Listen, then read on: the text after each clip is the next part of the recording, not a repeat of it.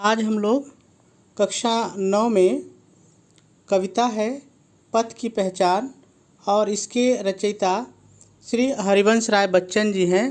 आज हम लोग इसके तीसरे भाग की व्याख्या सीखते हैं।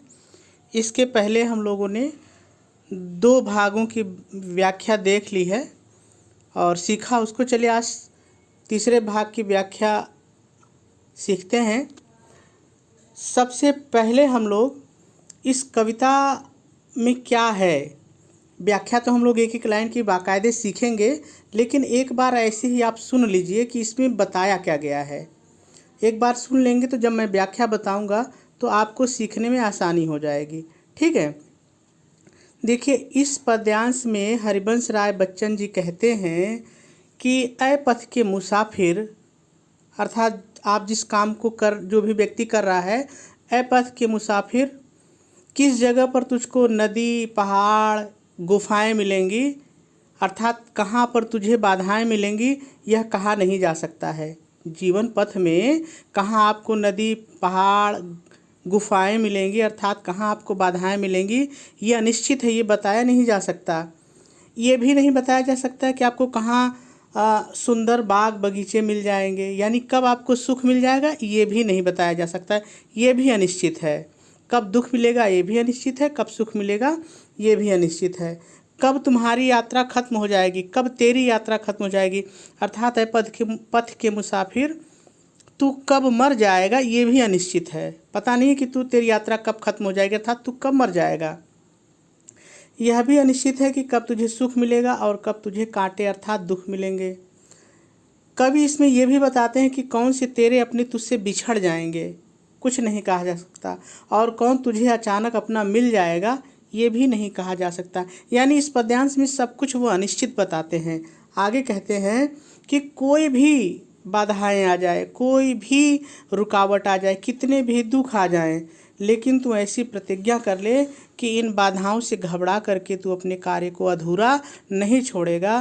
कहते हैं ऐ बटोही, तू राह चलने से पहले, अर्थात ऐ जीवन के मुसाफिर, तू जीवन पथ पर चलने से पहले ही अपने रास्ते को अच्छी तरह से जान ले।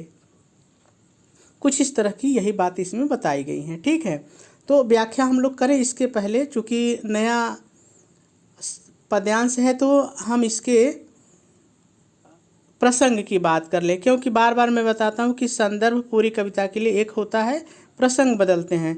और मैंने बताया है कि प्रसंग में आप क्या लिखते हैं, प्रसंग में आप वही लिखते हैं जैसे मैंने बताया कि इस पद्यांश में यही बताया गया है, तो उसी का एक छोटा सा हिस्सा आप प्रसंग बना लीजिए।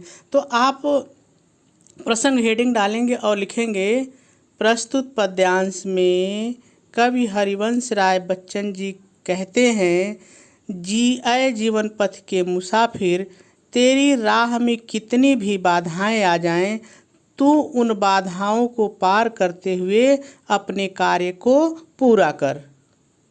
बस आपका प्रसंग हो गया। चलिए अब व्याख्या की बात आती है। तो आपको पता है व्याख्या में पहले हम लोग एक एक शब्द के अर्थ को देखते हैं, एक एक शब्द की मीनिंग, और जब सारे शब्दों की मीनिंग आ जाएगी तो आप अपने से व्याख्या कर लेंगे। केवल ये देखना है कि इसमें क्या अपने से जोड़ना पड़ेगा और क्या आगे पीछे करना पड़ेगा।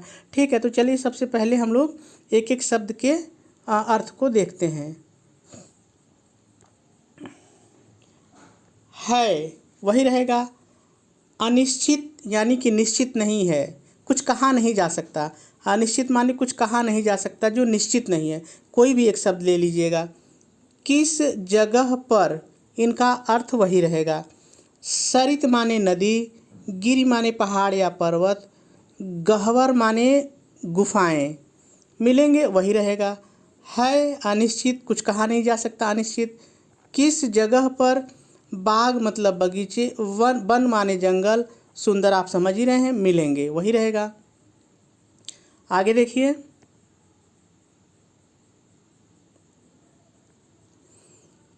किस जगह यात्रा खत्म हो जाएगी, यात्रा खत्म हो जाएगी अर्थात तू कब मर जाएगा। ठीक है, यात्रा खत्म होना अर्थात मर जाना। यह भी क्या है, अनिश्चित है, कुछ कहा नहीं जा सकता, अनिश्चित है, निश्चित नहीं है। और क्या अनिश्चित है, देखिए है अनिश्चित। कब, सुमन माने होता है फूल, कब वही रहेगा। कंटकों मतलब कांटे, कांटे समझ रहे हैं ना, बबूल में, बैर में तमाम कांटे होते हैं, तो कंटकों मतलब कांटे। और के वही रहेगा। शर, शर माने होता है बाण या तीर जिसको आप कहते हैं। मिलेंगे वही रहेगा।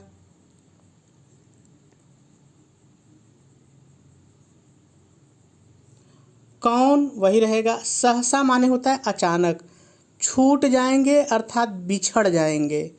मिलेंगे वही रहेगा, मिलेंगे कौन वही रहेगा। सहसा अचानक ऊपर आ चुका है। आ पड़े, कुछ भी रुकेगा, इन सब का अर्थ वही रहेगा। तू न माने नहीं, ऐसी। आन माने होता है प्रतिज्ञा, प्रण या प्रतिज्ञा। कर ले वही रहेगा।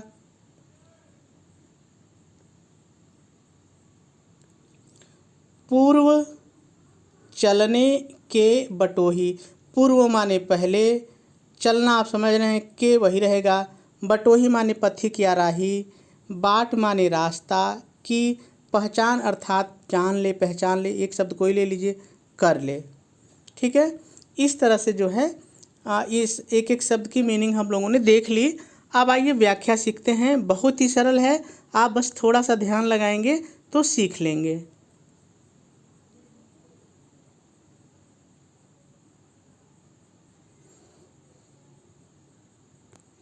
आप व्याख्या हेडिंग डालेंगे और लिखेंगे, अपने से पहले जोड़ेंगे।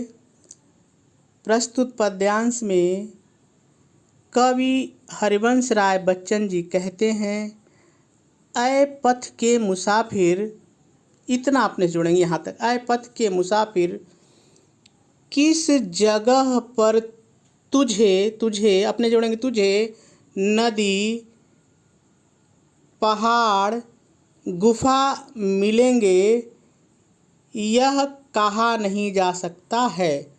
अनिश्चित है अर्थात कहा नहीं जा सकता है। अब फिर अपने जोड़ेंगे अर्थात, तुझे किस जगह पर बाधाओं का सामना करना पड़ेगा, यह कहा नहीं जा सकता है। तुझे किस जगह बाधाओं का सामना करना पड़ेगा, यह कहा नहीं जा सकता है। चलिए एक बार सुनते चलिए, फिर हम लोग एक बार देखेंगे। है अनिश्चित किस जगह पर, तो आप इसको पहले कर लीजिए।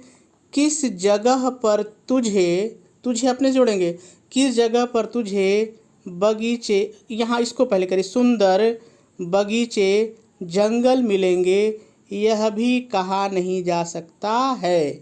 अब फिर अपने जोड़ेंगे अर्थात तुझे किस जगह पर सुख मिल जाएगा। ये जो बाग है, वन है, ये सुंदर लिखा है, ये सुख का प्रतीक है। और ये जो सरिता, गिरी, गह्वर है, ये दुख का प्रतीक है। तो यहाँ जोड़ेंगे अपने से अर्थात किस जगह पर तुझे सुख सुविधाएं मिल जाएंगी, यह भी निश्चित नहीं है। या ये लिख सकते हैं, यह भी कहा नहीं जा सकता है। दोनों में से कुछ भी लिख लेंगे। आगे चलिए देखिए।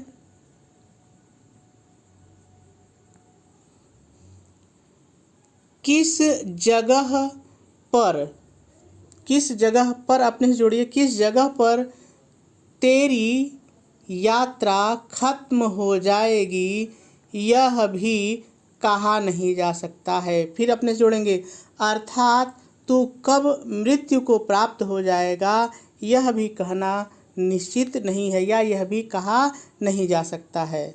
आगे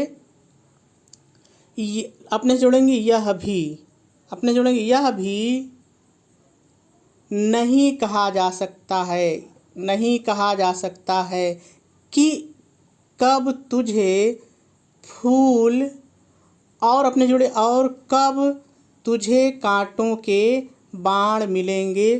फिर अपने जोड़ेंगे अर्थात यह भी निश्चित नहीं, रूप से नहीं कहा जा सकता कि कब तुझे सुमन यानी सुख प्राप्त होगा, और कब तुझे कंटकों के सर अर्थात कब तुझे दुख प्राप्त होगा, यह भी नहीं कहा जा सकता। चलिए आगे देखिए।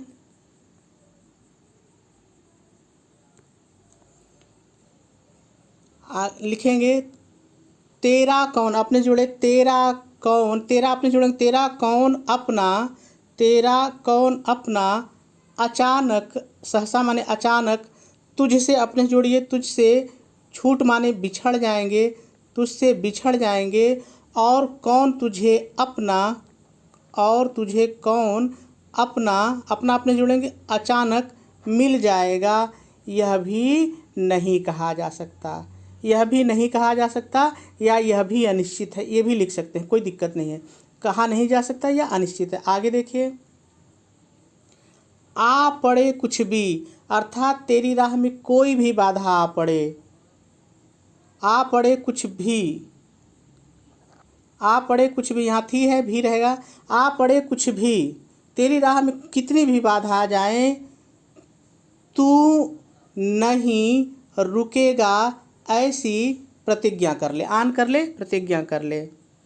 ऐ बटोही, ऐ राहगीर, चलने के पहले अपने जीवन पथ की पहचान कर ले, या ऐ बटोही, चलने के पहले अपने जीवन पथ को भली भांति जान ले। चलिए एक बार फिर मैं आपको बता देता हूँ व्याख्या इसकी, ताकि जो छूटा हो तो समझ में आ जाए।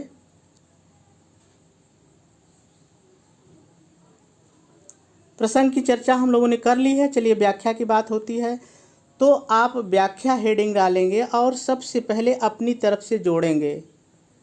प्रस्तुत पद्यांश में कवि हरिवंश राय बच्चन जी कहते हैं, आए पथ के मुसाफिर, आए पथ के मुसाफिर, इतना अपने जोड़ेंगे। अब आइए देखिए, आए पथ के, जीवन पथ के मुसाफिर, किस जगह पर तुझे, अपने जोड़े, तुझे नदी, पर्वत, गुफा मिलेंगे, यह नहीं कहा जा सकता है या यह अनिश्चित है। ये भी आप लिख सकते हैं, यह अनिश्चित है। फिर अपने जोड़ेंगे अर्थात कब तेरी राह में बाधाएं आ जाएंगी, कब तेरी राह में परेशानियां आ जाएंगी, यह नहीं कहा जा सकता है। यह भी आगे फिर लिखेंगे, यह भी नहीं कहा जा सकता है कि, यह भी नहीं कहा जा सकता है कि किस जगह पर तुझे, तुझे अपने जोड़िए, तुझे सुंदर वन, जंगल और बगीचे मिलेंगे, अर्थात कब तुझे सुख सुविधाएं प्राप्त हो जाएंगी, यह भी नहीं कहा जा सकता। आगे देखिए,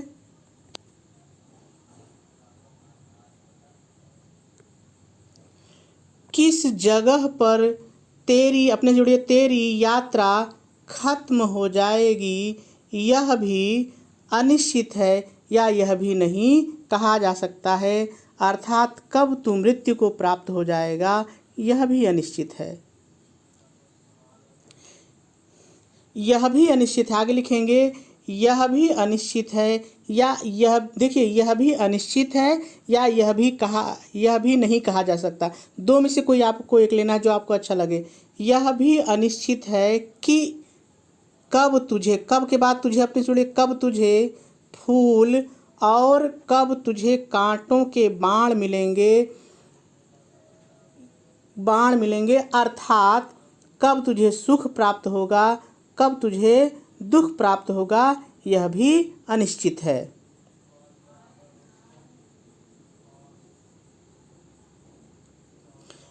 तेरा, अपने जुड़े, तेरा कौन अपना, अपना अपने जुड़े, तेरा कौन अपना अचानक तुझसे बिछड़ जाएंगे, छूट जाएंगे, तुझसे बिछड़ जाएंगे, और कौन तेरा अपना अचानक तुझे मिल जाएगा, यह भी अनिश्चित है। आगे लिखेंगे, लेकिन, लेकिन अपने जोड़े, लेकिन कुछ भी, अर्थात कितनी भी बाधाएं आ जाएं, आ पड़े, आ जाएं, कितनी भी बाधाएं आ पड़े, तू कभी, कभी अपने जोड़िए, तू कभी नहीं रुकेगा, ऐसी प्रतिज्ञा कर ले। ऐ बटोही, चलने के पहले अपने जीवन पथ के रास्ते को अच्छी तरह से जान ले या अच्छी तरह से पहचान ले। ठीक है, उम्मीद है मुझे कि आपको बात समझ में आ गई होगी। कल हम लोग इसके चौथी व्याख्या पर चलेंगे। ठीक है।